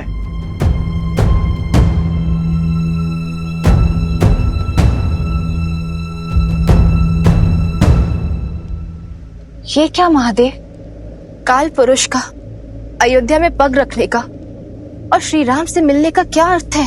काल पुरुष की रचना नारायण और शिव के अंश से हुई है और इस संरचना का कार्य है काल को गतिमान रखना, युगों को बदलना। युगों के बदलने के इस कर्म से ही इस संसार में संतुलन बना रहता है। त्रेता युग के समाप्त होने और द्वापर युग के आरंभ होने का समय आ रहा है। काल पुरुष के अयोध्या में होने का केवल एक ही अर्थ है कि संसार के पालन करता नारायण के 7वें अवतार का धरती पर अब समय समाप्त होने को है। आपको लगता है कि हनुमान के रहते काल चक्र का लेखा जोखा रखने वाले काल पुरुष मुझ तक पहुंच पाते, अयोध्या में अपने पग रख पाते?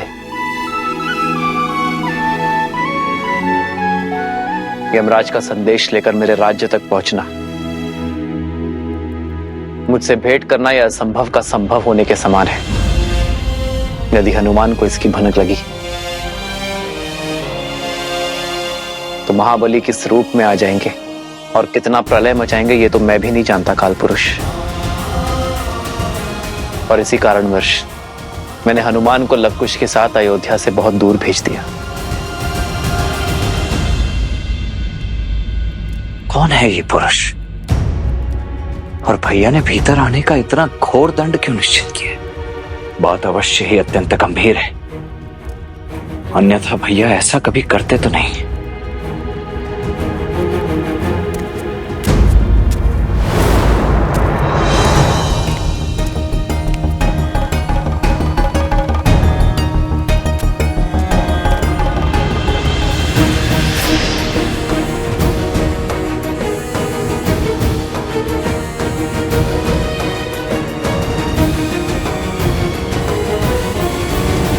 ये दोनों मिथ्या कहते हैं, ये भला राजकुमार कैसे हो सकते हैं? हमें तुम पर विश्वास नहीं। हमें तुम पर विश्वास नहीं है।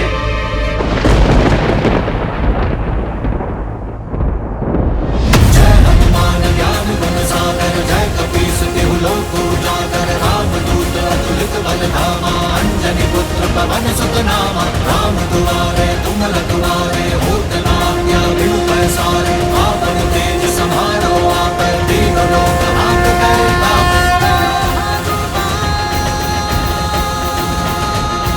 प्रभु श्री राम के दास इस हनुमान पे तो विश्वास है। हनुमान जी, हनुमान जी हैं, हनुमान जी, हनुमान जी। हाँ, ये वही है। उचित सुना है इनके विषय में। ये हैं कौशल नरेश, प्रभु श्री राम के पुत्र, राजकुमार लव और राजकुमार कुश। राजकुमार लवकुश, राजकुमार लवकुश। आप दोनों क्यों विचलित हैं? मैं हूं ना, अभी इस समस्या का हल किए देता हूं। प्रस्ताव के लिए धन्यवाद हनुमान जी, किंतु समस्या केवल मलेच्छों की आक्रमण ही नहीं है, अपितु इतनी सरलता से उनका हार मानना भी है। अपने अस्तित्व, अपने पूर्वजों के इस भूमि से मुख मोड़ना भी है। हम चाहते हैं कि अपने अस्तित्व का ये युद्ध ये स्वयं लड़े।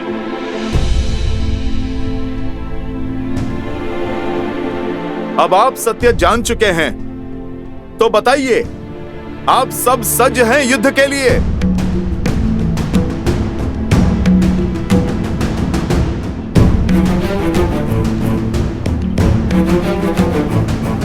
रुक जाइए माता। भैया का आदेश है कि इस समय भीतर कोई भी नहीं जा सकता। पुत्र, मैं मंदिर से आ रही हूँ। आज राम के लिए विष्णु भगवान के समक्ष आज विशेष अनुष्ठान करवाया था, बस उसी का प्रसाद देने जा रही हूँ। ऐसे शुभ कार्य में बाधा नहीं बनते। हटो मेरे मार्ग से। माता, मैं एक माता का मन समझता हूँ माता, परंतु आज आपको भी अपने इस पुत्र की दुविधा समझनी होगी। समझने का प्रयास कीजिए। इस समय भैया के समक्ष जाना उचित नहीं है। महाराज का आदेश है माता कि इस समय उनसे कोई भी भेंट नहीं कर सकता।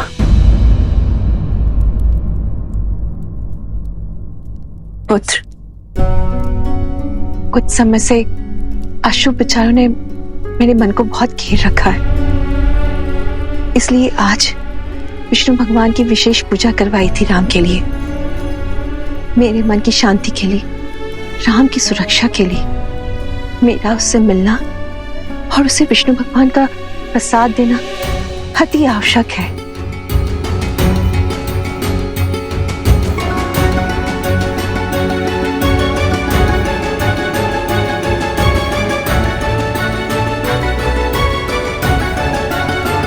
माता, आज तक अपने भैया का दिया हुआ प्रत्येक कर्तव्य पूरी निष्ठा से निभाता आया हूं मैं, और आज भी निभाऊंगा। उनकी इस भेंट में किसी भी प्रकार का कोई व्यवधान आने नहीं दूंगा मैं, क्योंकि यदि ऐसा हुआ तो उससे सबसे अधिक पीड़ा भैया को ही होगी, जिससे आप भी प्रसन्न नहीं रह पाएंगे माता। इसीलिए मेरी आपसे ये हाथ जोड़कर विनती है, निवेदन है, कृपा करके इस समय यहां से लौट जाइए।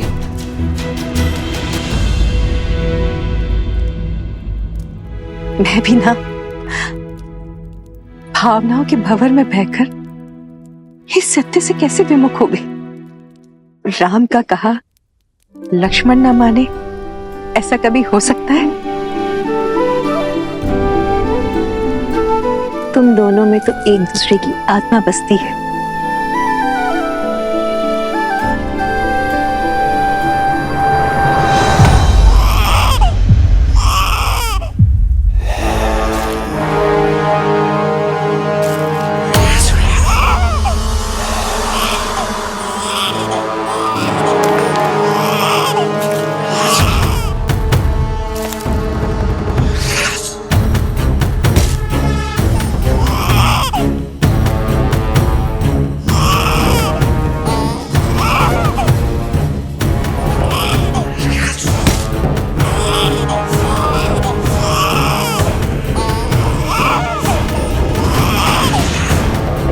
लो पुत्र, इसका संहार करके हम सब की भूख शांत करो।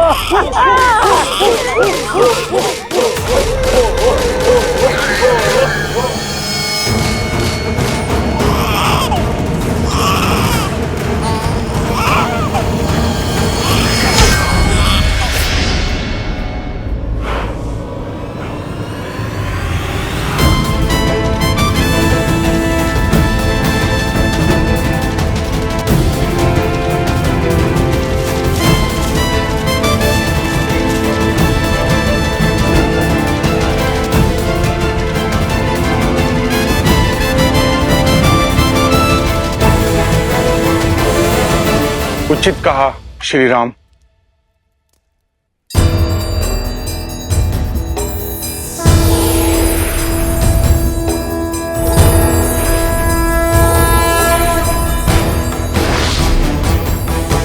समय समीप है, त्रेता युग अंत की ओर जा रहा है। युग परिवर्तन होने वाला है।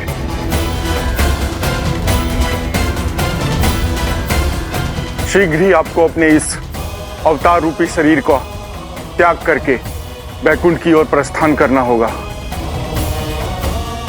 जहां देवी लक्ष्मी आपकी प्रतीक्षा कर रही हैं।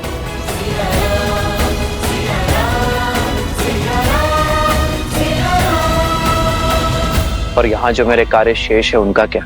लवकुश और बाकी सभी वंशज कुछ ही समय में शीघ्र ही कौशल को संभालने योग्य हो जाएंगे।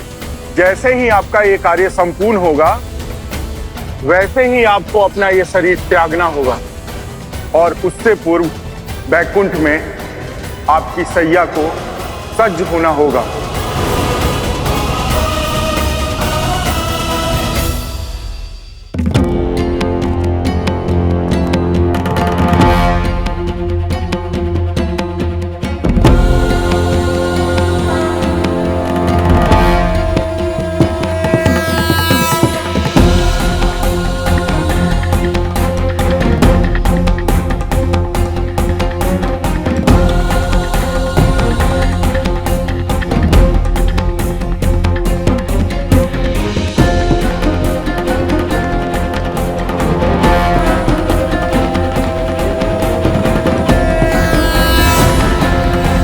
ईश्वर प्रणिपात।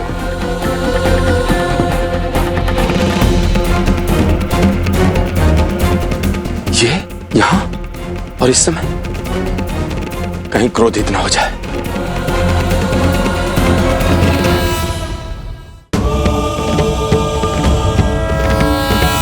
इनके क्रोध के दंश से तो देवता भी नहीं बच पाए थे।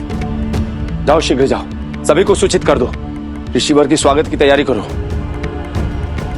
अरे आगे से नहीं, पीछे की मार्ग से जाओ। ऋषिवर के सामने से जाने की कभी भूल भी मत करना। जाओ।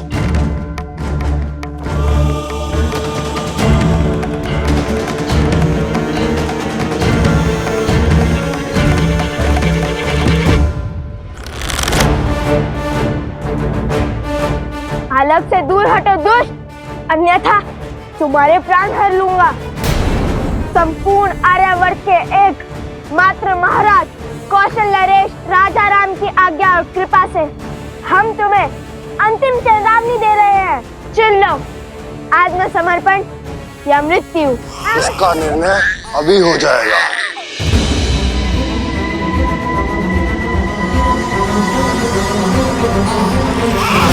पुत्र!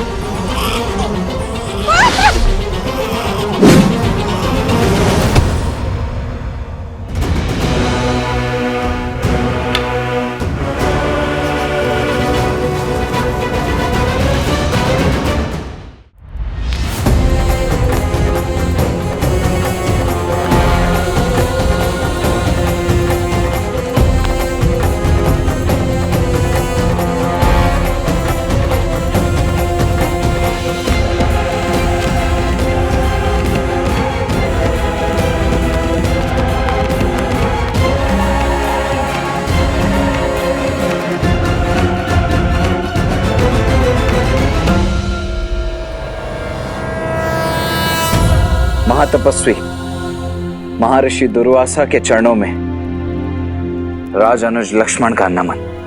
यशस्वी भव। आज्ञा करें देव, ये लक्ष्मण आपकी सेवा में प्रस्तुत। मुझे अयोध्यापति श्री राम से भेंट करनी है इसी क्षण। जब तक मैं आज्ञा न दूं, तब तक कोई इस कक्ष के भीतर नहीं आएगा। जो इस आज्ञा का उल्लंघन करेगा, मैं उसे मृत्यु दंड दूंगा।